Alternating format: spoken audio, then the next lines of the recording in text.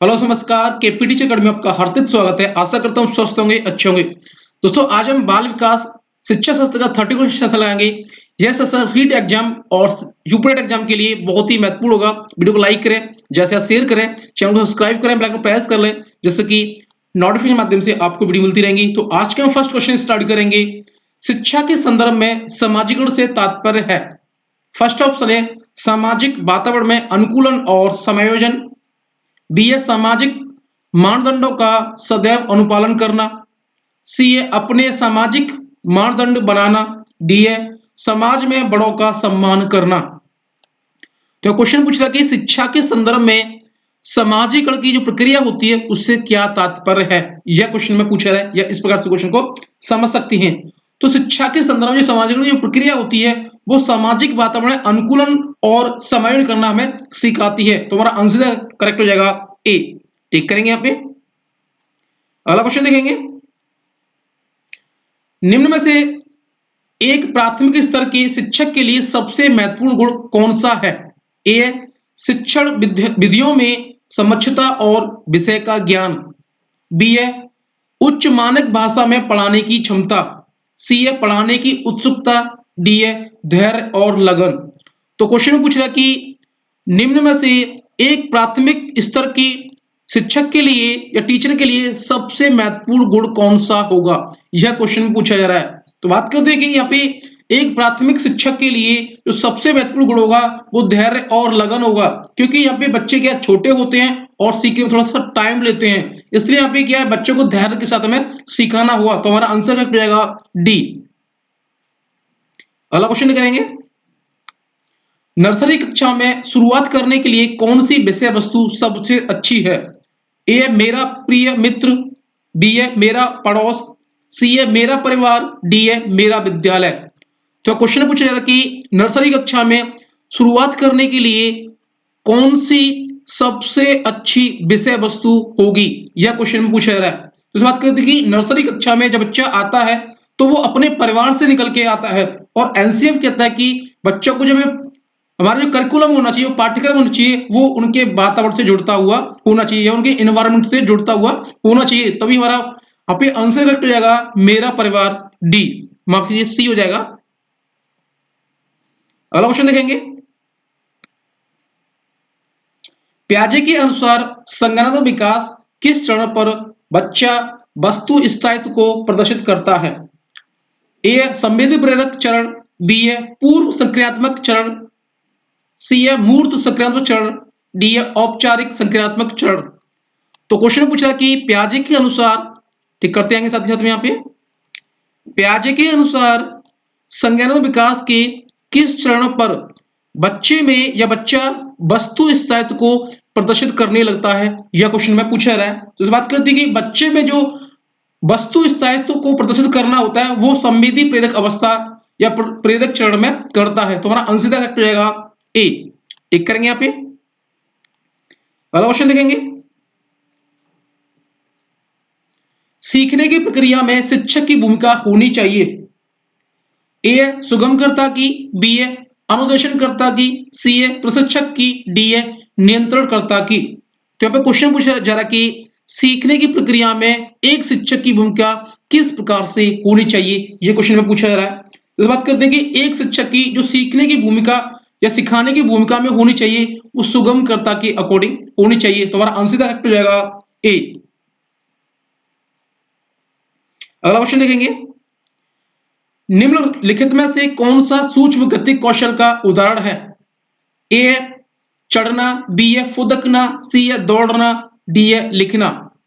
तो क्वेश्चन पूछ रहा है कि निम्नलिखित में से कौन सा सूक्ष्म गति का उदाहरण है, कौशल का उदाहरण है, ये क्वेश्चन पूछा रहा है। तो सूक्ष्म गति कौशल की जब बात करती है तो लिखना इसके आता है, सूक्ष्म गति का उदाहरण होता है। तो हमारा आंसर करेक्ट हो जाएगा लिखना, डी। अगला क्वेश्चन देखेंगे। वीडियो को लाइक करते हैं साथ में। क्वेश्चन देखते हैं। एक शिक्षिका अपने आप कभी भी प्रश्नों के उत्तर नहीं देती, वह अपने विद्यार्थियों को उत्तर देने के लिए समूह चर्चाएं और सहयोगात्मक अधिगम अपनाने के लिए प्रोत्साहित करती है। यह उपागम किस सिद्धांत पर आधारित है। ए सीखने की तत्परता। बी है सक्रिय भागीदारी। सी है अनुदेशात्मक सामग्री का उचित संगठन, डी है अच्छा उदाहरण प्रस्तुत करना और भूमिका प्रतिरूप बनाना। तो क्वेश्चन पूछ रहा है कि एक शिक्षिका है, एक शिक्षिका है जो कि कभी भी प्रश्नों की सही उत्तर नहीं देती है, मतलब उत्तर नहीं देती है अपने आप से, कभी भी एक शिक्षिका अपने आप से उत्तर नहीं देती है। वह अपने विद्यार्थियों को उत्तर देने के लिए एक समूह बनाती है और उसमें चर्चा करती है और उसे सहयोगात्मक अधिगम बनाने के लिए वो उन्हें प्रोत्साहित करती रहती है। तो इस प्रकार के उपागम किस सिद्धांत पर आधारित है, ये क्वेश्चन में पूछा जा रहा है। तो यहाँ पे कि सक्रिय भागीदारी के अकॉर्डिंग क्या कि बच्चा ग्रुप में होगा और अपनी चर्चा करेगा, उसमें भाग लेगा, तो बच्चे यहाँ पे क्या सक्रिय हो रहा है। तो यहाँ पे हमारा सक्रिय भागीदारी की बात की जा रही है, तो उपागम है जो कि सक्रिय भागीदारी सिद्धांत पर आधारित है। हमारा आंसर करेक्ट हो जाएगा बी। टिक करेंगे यहाँ पे। अगला क्वेश्चन देखते हैं। एक बालक की मानसिक आयु 12 वर्ष और शारीरिक आयु 10 वर्ष है, उसका बुद्धि लब्धांक होगा। तो क्वेश्चन निकालने वाला है, न्यूमेरिकल क्वेश्चन है, निकालेंगे इसे। इस प्रकार क्वेश्चन क्या है, सॉल्यूशन वाले होते हैं, तो इसे हम निकालते हैं। जैसे कि इसका जो फॉर्मूला होता है मानसिक आयु अपॉन शारीरिक आयु इंटू 100।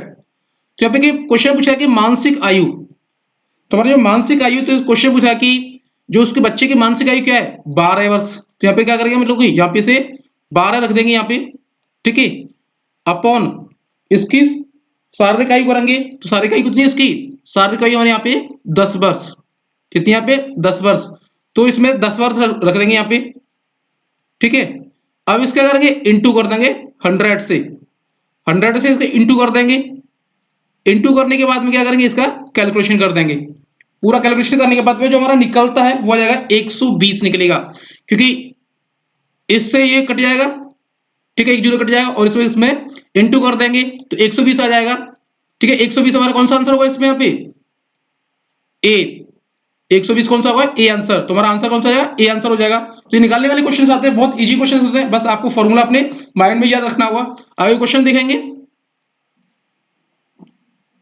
समकेत शिक्षा इंगित करती है, ए सभी बच्चों के लिए एक समान शिक्षण विधि, बी है सामान्य बच्चों व भिन्न रूप से संयोग बच्चों के लिए एक ही स्कूल, सी है सामान्य बच्चों एवं भिन्न रूप से योग्य बच्चों के लिए पृथक स्कूल, डी है सामान्य बच्चों एवं भिन्न रूप से योग्य बच्चों के लिए एक समान सुविधा।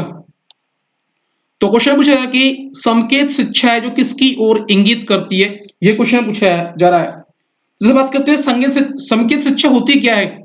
संकेत शिक्षा होती है कि सामान्य बच्चों और भिन्न रूप से योग्य बच्चों के लिए एक ही स्कूल होना चाहिए, ये इसकी ओर इंगित करती है। तो हमारा आंसर करेक्ट हो जाएगा बी। टिक करेंगे यहाँ पे।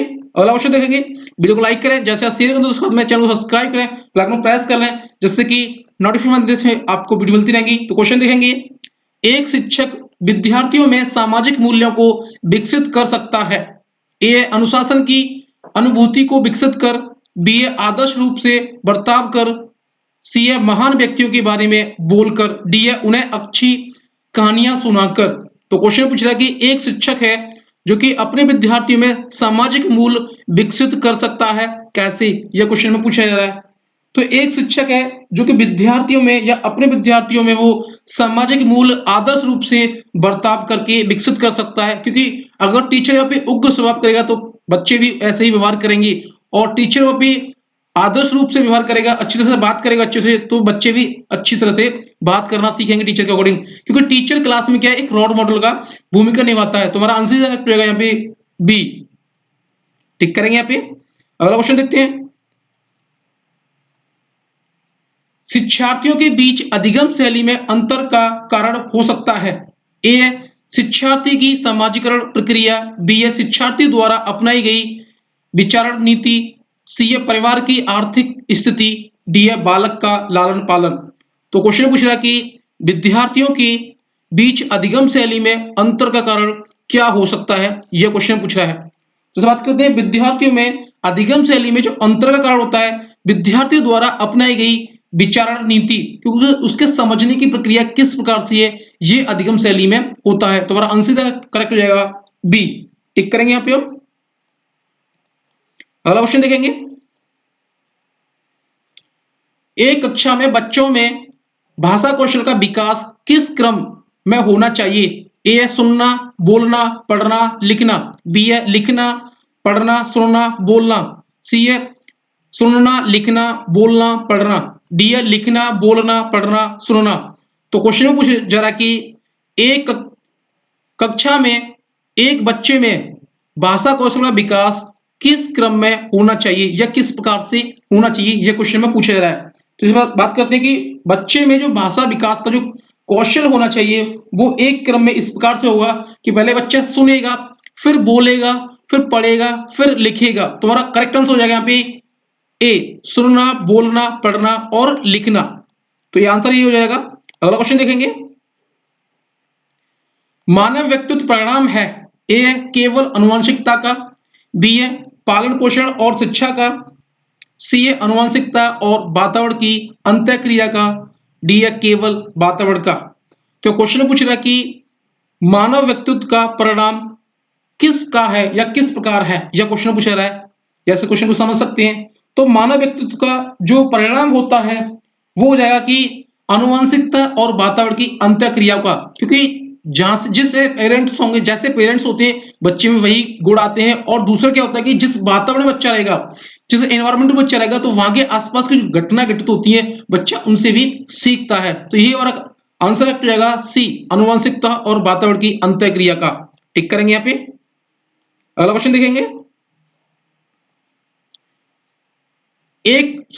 कक्षा 1 और 2 स्तर के बच्चे ए अमूर्त अनुभवों से शीघ्र सीखते हैं, बी है मूर्त अनुभवों से शीघ्र सीखते हैं, सी है पढ़कर शीघ्र सीखते हैं, डी है लिखकर शीघ्र सीखते हैं। तो क्वेश्चन पूछ रहा है कि कक्षा 1 और 2 स्तर के बच्चे किस प्रकार से सीखते हैं, यह क्वेश्चन पूछा रहा है। तो बात करते हैं कक्षा 1 और 2 के बच्चे थोड़े छोटे होते हैं और वो के वस्तुओं को देखकर जल्दी सीखते हैं या मूर्त अनुभवों से सीखते हैं और शीघ्र सीखते हैं। तो जैसे कि बच्चे को हम दिखाएंगे एप्पल या फिर बॉल दिखाएंगे, जैसे हम बच्चों को पढ़ा रहे हैं कि ए पढ़ाएंगे फिर उसको जस्ट बगल दे देंगे एप्पल, तो बच्चा सीख जाएगा क्योंकि बच्चे को मूर्त वस्तु है और अनुभव, वो क्योंकि अनुभव भी कर रहा है, डायरेक्टली चीजें देख रहा है। तो हमारा आंसर करेक्ट हो जाएगा यहाँ पे बी, मूर्त अनुभवों से जल्दी सीखते हैं, शीघ्र सीखते हैं। अगला क्वेश्चन देखेंगे। शिक्षार्थी व्यक्तिगत भिन्नता प्रदर्शित करते हैं, अतः शिक्षक को ए अधिगम की एक समान गति पर बल देना चाहिए, बी है कठोर अनुशासन सुनिश्चित करना चाहिए, सी है परीक्षाओं की संख्या बढ़ा देनी चाहिए, डी है सीखने के विधिवत अनुभवों को उपलब्ध कराना चाहिए। तो क्वेश्चन पूछा जा रहा है कि विद्यार्थी व्यक्तिगत भिन्नता प्रदर्शित करते हैं तो एक शिक्षक को क्या करना चाहिए, यह क्वेश्चन पूछा जा रहा है। तो बात करते हैं कि शिक्षार्थी जब व्यक्तिगत भिन्नता प्रदर्शित करते हैं तो एक शिक्षक को सीखने के विधिवत अनुभवों को उन्हें उपलब्ध कराना चाहिए, क्योंकि बच्चे क्या है बहुत सारे तरीके से बच्चे सीखेंगे, बहुत सारी टीचर है क्या बहुत सारी शिक्षण विधियां अपनाए क्लास में, तो बच्चे के उनके अकॉर्डिंग जो चीजें सीखने के तरीके होंगे बच्चे वहां से सीख लेंगे और उन्हें अनुभव भी प्राप्त होंगे, तो बच्चे आराम से सीख सकते हैं। क्योंकि बच्चे उसमें अनुभव के अकॉर्डिंग क्या होता है सक्रिय होते हैं और जल्दी बच्चे सीख जाते हैं। हमारा आंसर करेक्ट हो जाएगा डी, सीखने के विधिवत अनुभवों को उपलब्ध कराना चाहिए। अगला क्वेश्चन देखेंगे। वीडियो को लाइक करें, ज्यादा से ज्यादा शेयर करें दोस्तों साथ में, चैनल को सब्सक्राइब करें, बेल आइकन प्रेस कर लें जिससे कि नोटिफिकेशन माध्यम से आपको वीडियो मिलती रहेंगी। तो क्वेश्चन देखेंगे। प्राय विद्यार्थियों की त्रुटियां की ओर इंगित करती हैं या संकेत करती हैं, संकेत करती लिखा हुआ पे, तो ए देखेंगे वे कैसे सीखते हैं, बी है शिक्षार्थियों का सामाजिक आर्थिक स्तर, सी है यांत्रिक अभ्यास की आवश्यकता, डी है सीखने की अनुपस्थिति। तो क्वेश्चन पूछ रहा है कि प्राय विद्यार्थियों की त्रुटियां किस प्रकार की ओर संकेत करती हैं, यह क्वेश्चन पूछा रहा है।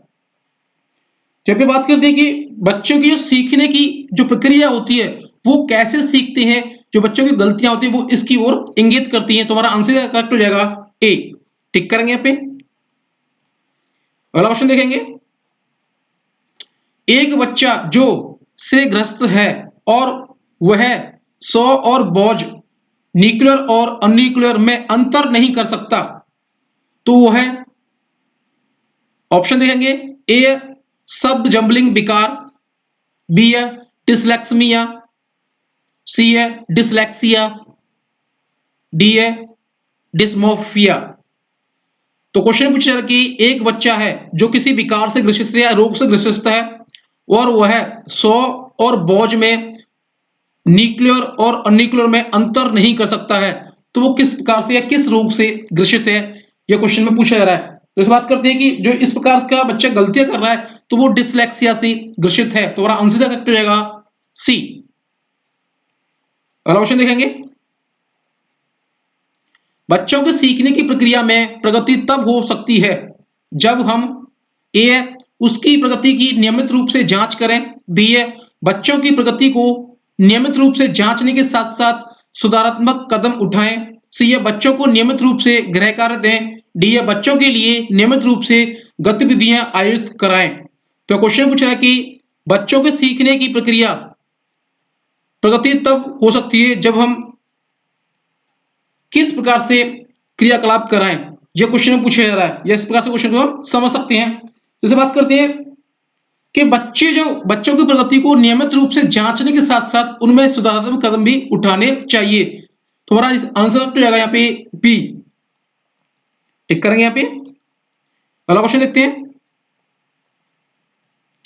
कोहलवर के अनुसार शिक्षक बच्चों में नैतिक मूल्यों का विकास कर सकता है। यह नैतिक मुद्दों पर आदर्श चर्चाओं में उन्हें शामिल करके, बी ये कैसे व्यवहार किया जाना चाहिए इस पर कठोर निर्देश देकर, सी ये धार्मिक शिक्षा को महत्व देकर, डी ये व्यवहार के स्पष्ट नियम बनाकर। तो क्वेश्चन पूछा जा रहा है कि कोहलवर के अनुसार एक शिक्षक है जो कि बच्चों में नैतिक मूल्यों का विकास कर सकता है, किस प्रकार से, यह क्वेश्चन पूछा जा रहा है। तो बात करते हैं कि एक शिक्षक बच्चों में नैतिक मूल्यों का विकास कर सकता है कोहलवर के अनुसार कि नैतिक मुद्दों पर आदर्श चर्चाओं में उन्हें शामिल करके, क्योंकि बच्चे जब नैतिक चर्चाओं में शामिल होंगे और उनमें उनके अकॉर्डिंग वो अनुभव प्राप्त करेंगे और वो समूह में सक्रिय होंगे तो जल्दी बच्चे नैतिक मुद्दों पर सीखेंगे। तो हमारा आंसर करेक्ट हो जाएगा ए। अगला क्वेश्चन देखेंगे, प्राथमिक स्तर पर बच्चों के लिए संगीत, कहानी कहने, नाटक कला, शिल्प, खेल आदि जैसी गतिविधियों का संचालन ए सप्ताह में एक बार होना चाहिए, बी ए प्रत्येक विषय के साथ सम्मिलित होना चाहिए, सी ए अलग से संचालित करना चाहिए, डी ए अतिरिक्त समय में कराया जाना चाहिए। तो क्वेश्चन पूछा जा रहा कि प्राथमिक स्तर पर बच्चों के लिए संगीत, कहानी कहने और नाटक कला, शिल्प, खेल आदि जैसी गतिविधियां किस प्रकार से संचालित करनी चाहिए, यह क्वेश्चन में पूछा जा रहा है। जैसे बात करते हैं कि बच्चों के लिए इस प्रकार की गतिविधियां प्रत्येक विषय के साथ सम्मिलित होनी चाहिए। तो हमारा आंसर करेक्ट हो जाएगा बी। अगला क्वेश्चन देखेंगे, राज्य स्तर की एक एकल गायन प्रतियोगिता के लिए विद्यार्थियों को तैयार करते समय एक विद्यालय लड़कियों को वरीयता देता है, यह दर्शाता है ए प्रगतिशील चिंतन, बी ए वैश्विक प्रवृत्तियां, सी ए प्रयोजनात्मक उपागम, डी ए लैंगिक पूर्वाग्रह। तो क्वेश्चन पूछा जा रहा है कि एक राज्य स्तर की एक एकल गायन प्रतियोगिता के लिए विद्यार्थियों को तैयार करते समय एक विद्यालय है जो कि लड़कियों को गायन के लिए वरीयता दे रहा है, तो यह किस प्रकार का व्यवहार दर्शा रहा है, यह क्वेश्चन पूछा जा रहा है। तो जैसे बात करते हैं कि इस प्रकार का, जैसे कि बच्चों को एक ही प्रकार की चीज है जिसकी गायन के लिए लड़कियों को दिया रहा है, तो यहाँ पे लैंगिक पूर्वाग्रह को दर्शाया जा रहा है, क्योंकि यहाँ पे गायक में बच्चे में होता है लड़का और लड़की सबको यहाँ पे वरीयता देनी चाहिए। तो हमारा आंसर करेक्ट हो जाएगा डी। अगला क्वेश्चन देखेंगे, निम्नलिखित में से कौन सा विकास का सिद्धांत है, ए यह निरंतर चलने वाली प्रक्रिया नहीं है, बी है विकास की सभी प्रक्रियाएं अंतः संबंधित नहीं है, सी है सभी की विकास दर समान नहीं होती, डी है विकास हमेशा रेखीय होता है। तो क्वेश्चन में पूछा जा रहा है कि निम्नलिखित में से कौन सा विकास का सिद्धांत है। विकास का सिद्धांत पूछा गया क्वेश्चन में। तो बात करते हैं, विकास का सिद्धांत है सभी प्रकार के विकास दर समान नहीं होती है, आंसर करेक्ट रहेगा सी, क्योंकि क्या है सभी विकास दर की समान नहीं होती है। शैशवावस्था में विकास थोड़ा तेज होता है, बाल्यावस्था में थोड़ा धीमा हो जाता है और किशोरावस्था में फिर से तेज हो जाता है। तो हमारा इसी अकॉर्डिंग क्वेश्चन के अकॉर्डिंग हमारा आंसर हो जाएगा सी। अगला क्वेश्चन देखेंगे, यदि विद्यार्थी पाठ में रुचि न लेते प्रतीत हो तो शिक्षक को चाहिए कि वह ए शिक्षण विधि बदल दे, सी ये दृश्य श्रव्य सामग्री के ये सामग्री को प्रयोग में लाकर पाठ को रुचिकर बनाए, सी ये कक्षा से चला जाए, डी ये कक्षा में कोई अन्य कार्य प्रारंभ करे। तो क्वेश्चन में पूछा जा रहा है कि यदि विद्यार्थी पाठ में रुचि न लेते हो या लेते प्रतीत नहीं हो रहे हो तो एक शिक्षक को क्या करना चाहिए, यह क्वेश्चन में पूछा जा रहा है। तो बात करते हैं कि एक शिक्षक को अपनी शिक्षण विधि बदल लेनी चाहिए, क्योंकि क्या जिस प्रकार से एक टीचर पढ़ा रहा है बच्चे उसमें रुचि नहीं ले रहे हैं, तो एक शिक्षक को पाठ पढ़ाते समय उनकी रुचि के अकॉर्डिंग, उनके इंटरेस्ट के अकॉर्डिंग वहां पे शिक्षण प्रक्रिया करनी चाहिए, तभी बच्चे पाठ में रुचि लेंगे। तो हमारा आंसर करेक्ट रहेगा ए, टिक करेंगे यहाँ पे। अगला क्वेश्चन देखते हैं, व्यवहार का करना पक्ष में आता है, ए सीखने के गतिक क्षेत्र, बी है सीखने के भावनात्मक क्षेत्र, सी है सीखने के मनोवैज्ञानिक क्षेत्र, डी है सीखने के संज्ञानात्मक क्षेत्र। तो क्वेश्चन में पूछा जा रहा है कि व्यवहार का करना पक्ष किस प्रकार में आता है या किस में आता है, यह क्वेश्चन में पूछा जा रहा है। तो बात करते हैं व्यवहार करना जो कि सीखने की गतिक क्षेत्र में आता है या पक्ष में आता है, तो हमारा आंसर हो जाएगा ए, टिक करेंगे यहाँ पे। अगला क्वेश्चन देखेंगे, वीडियो को लाइक करें, जैसे आप शेयर करें दोस्तों में, चैनल को सब्सक्राइब करें, बेल आइकन प्रेस कर लें जिससे कि नोटिफिकेशन माध्यम से आपको वीडियो मिलती रहेंगी। क्वेश्चन देखेंगे, बच्चों के विकास के सिद्धांतों को समझना शिक्षक की सहायता करता है, ए शिक्षार्थियों की भिन्न अधिगम शैलियों को प्रभावी रूप में संबोधित करने में, बी शिक्षार्थी के सामाजिक स्तर को पहचानने में, सी शिक्षार्थी की आर्थिक पृष्ठभूमि को पहचानने में, डी है शिक्षार्थी को क्यों पढ़ाना चाहिए यह औचित्य स्थापित करने में। तो क्वेश्चन पूछ रहा है जा रहा कि बच्चे के विकास के सिद्धांतों को समझना शिक्षक की सहायता किस प्रकार से होती है, यह क्वेश्चन पूछा जा रहा है।